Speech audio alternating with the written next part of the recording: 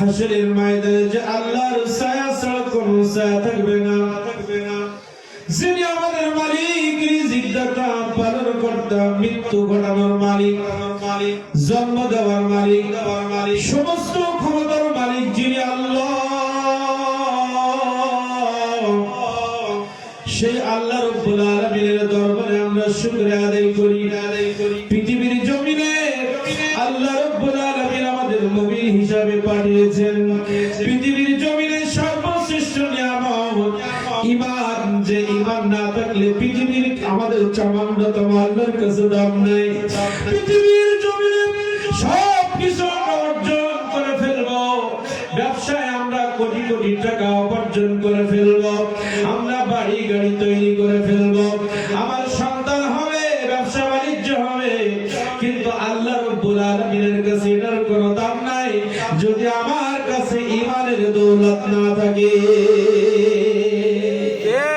আল্লাহ রাব্বুল আলামিন কাছে আমরা দরখাস্ত করি না, এই সমস্ত রূহগুলোকে আল্লাহ তাআলা সৃষ্টি করে আমাদের কাছে স্বীকৃতি দিয়েছিলেন। আমরা একবার আল্লাহর কাছে দরখাস্ত করি না, রে মাওলা তুমি আমাদেরকে ঈমানদার অবস্থায় দুনিয়ায় পাঠাও। আল্লাহ রাব্বুল আলামিন বড় মায়া করেছেন, দয়া করেছেন, রাহমাতুল লিল আলামিনের কদমের সদকায় পৃথিবীর জমিনে আল্লাহ আমাদের মুসলমান হিসেবে পাঠিয়েছে। এজন্য মহান রব্বুল আলামিনের দরবারে ঈমানের সাথে মুসলমানদের জবানের মধ্যে যেমন জবান হওয়া দরকার, ঈমানের বলিয়ানে বলিয়ান হয়ে আল্লাহ রাব্বুল আলামিনের দরবারে সর্বপ্রথম শুকরিয়া আদায় করি, বলি আলহামদুলিল্লাহ। এটা ঈমানের আওয়াজ না, ঈমানের আওয়াজ এমন হয় না। আজকে আমরা যতক্ষণ আলোচনা করবো এখানে বলবো ঈমানের জোরে কথা বলবো। কিসের জোরে? কারণ ঈমান যদি না থাকে আমাদের কোনো 4 পয়সার মূল্য নাই। মূল্য আছে? ঈমানের দাবি নিয়ে, ঈমানের জবাব দিয়ে, ঈমানের নূর দিয়ে আমরা একবার আল্লাহ রাব্বুল আলামিনকে খুশি করি, বলি আলহামদুলিল্লাহ। কিছুটা হয়েছে, এবার ঈমানের জোর বাড়াতে হবে। আল্লাহ রাব্বুল আলামিনের দরবারে শুকরিয়া আদায় করলাম। দ্বিতীয় পর্যায়ে আমরা স্মরণ করতে চাই যে আল্লাহ রাব্বুল আলামিন পৃথিবীর জমিনে আমাদের নবী হিসেবে স্বীকৃতি দিলেন রাহমাতুল লিল আলামিনের কারণে। আল্লাহ রাব্বুল আলামিন পৃথিবীর জমিনে আমাদের মুসলিম হিসেবে আল্লাহ কবুল করেছেন রাহমাতুল লিল আলামিনের কারণে। আল্লাহ রাব্বুল আলামিন 104খানা কিতাব পৃথিবীর জমিনে পাঠিয়েছেন, 1,24,000 নবী পৃথিবীর জমিনে পাঠিয়েছেন, 1 লক্ষ মানুষ পৃথিবীর জমিনে পাঠিয়েছেন। সব কিছুর মধ্যে সর্বশ্রেষ্ঠ যে নবীকে আল্লাহ তাআলা ঘোষণা দিয়েছেন, সেই নবীর উম্মত আমাদেরকে বানিয়েছেন। আমরা সকলে শুকরিয়া আদায় করি আলহামদুলিল্লাহ। আমরা শ্রদ্ধার সাথে স্মরণ করতে চাই রাহমাতুল লিল আলামিন নূর নবী, জিন্দা নবী, হায়াতুন নবী, আখির জামাল নবী, খাতামুন নবী, জাদ্দুল হাসান ওয়াল হুসাইন, দুজাহানের বাদশাহ, ইমামুল আম্বিয়া, ইমামুল মুরসালিন, রাহমাতুল লিল আলামিন, রাহমাতুল লিল আলামিন নূর নবী হযরত মুহাম্মদুর রাসূলুল্লাহ। যে রাসূলুল্লাহর কারণে মুসলমান হলাম, যে রাসূলুল্লাহর কারণে কোরআন মাজিদ পাইলাম, যে রাসূলুল্লাহর কারণে গৌসুল আযম নবীর গোলাম হতে পারলাম, যে রাসূলুল্লাহর কদমের ওসিলা আজকে মিলাদুন নবী পাইলাম। আর সেই রাসূল করিম সাল্লাল্লাহু আলাইহি ওয়াসাল্লামকে আজকে 100 ভাগ ভালোবাসা দিয়ে শ্রদ্ধার সাথে আজকের এই মাহফিল থেকে আমরা স্মরণ করতে চাই। স্মরণ করতে চাই না নবীকে? স্মরণ করতে চাই না আমরা? সেই সাথে সাথে ঈমানের কালেমা নিয়ে, ইসলাম নিয়ে আমার নবীজির পরে সারা বিশ্বে যারা ঈমানের দাওয়াত দিয়েছেন, কালেমার দাওয়াত দিয়েছেন, কোরআন মাজিদের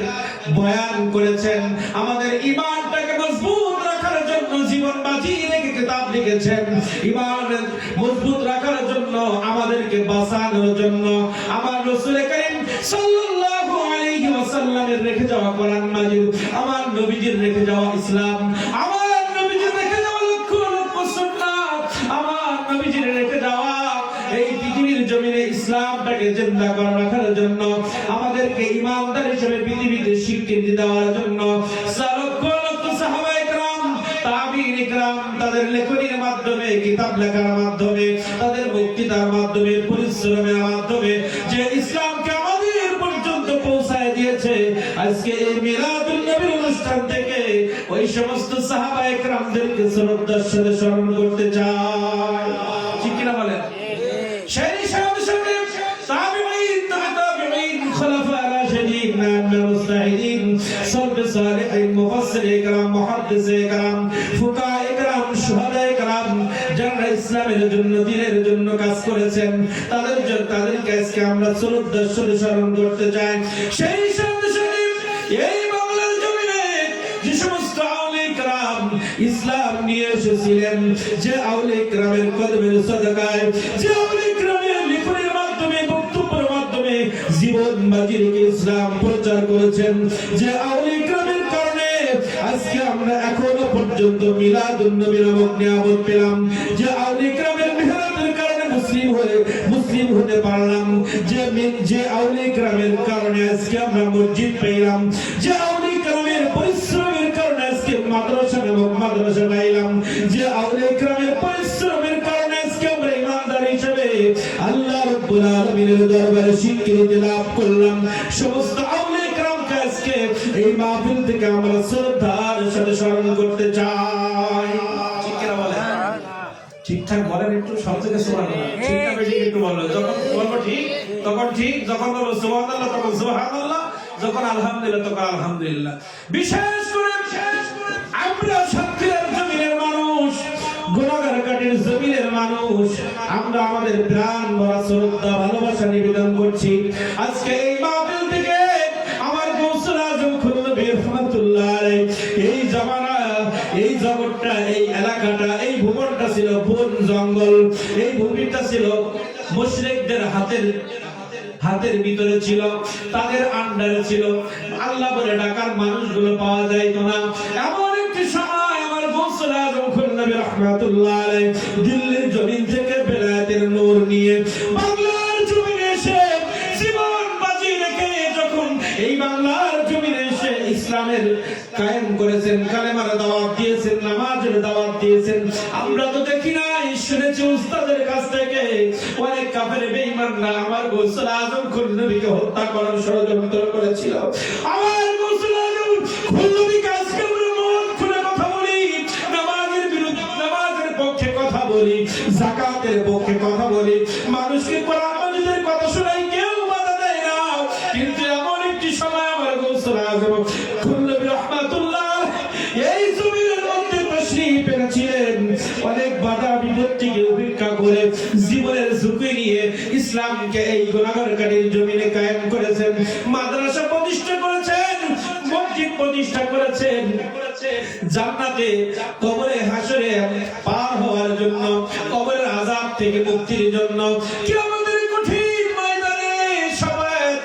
নিয়ে জান্নাতে যাওয়ার জন্য সবথেকে বড় মাধ্যম হচ্ছে নবী প্রেম এই নবী প্রেম যিনি আমাদেরকে শেখাইলেন তিনি আর কেউ না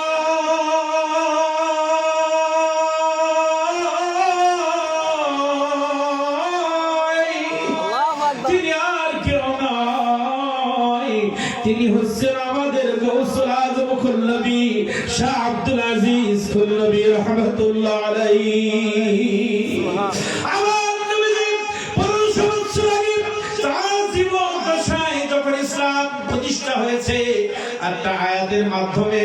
আদম আলাইহিস সালাম পৃথিবীতে আসছিলেন মুসলমান হয়ে পৃথিবীর জমিনে তশরীফ এনেছিলেন 1,24,000 মতান্তরে 2,24,000 নবী পৃথিবীতে ঈমানের দাওয়াত দিয়েছিলেন কালেমার দাওয়াত দিয়েছিলেন আর তারা সকলে মুসলমান ছিলেন আমার নবীজি পৃথিবীর জমিনে যখন আসছেন আল্লাহ রাব্বুল আলামিন ইন্তেকালের আগে ঘোষণা দিলেন আল ইয়াউমা আকমালতু লাকুম দীনাকুম ওয়া আতমামতু আলাইকুম নি'মাতি ওয়া রাদিতু লাকুমুল ইসলাম দীনা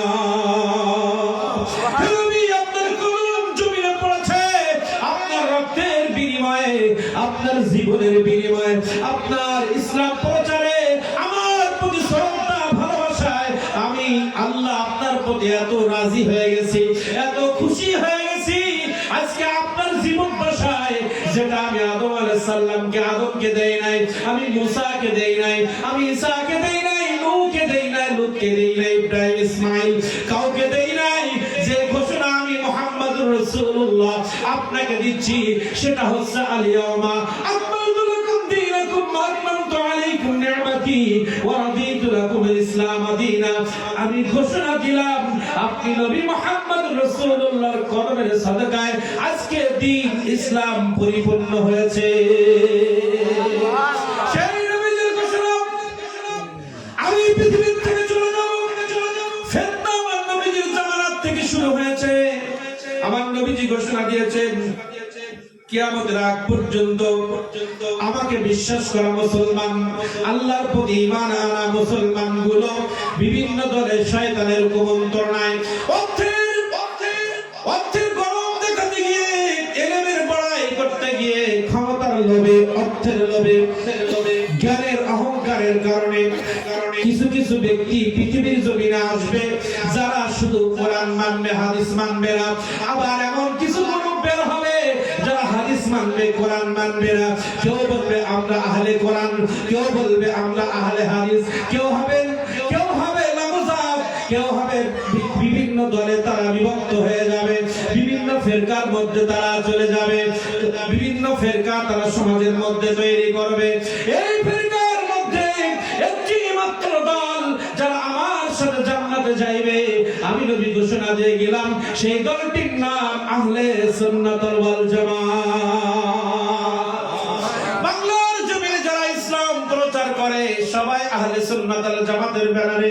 আমার নবীজি রেখে যাওয়া ইসলাম প্রচার করে, আল্লাহর দেওয়া ইসলাম তারা প্রচার করতেছে।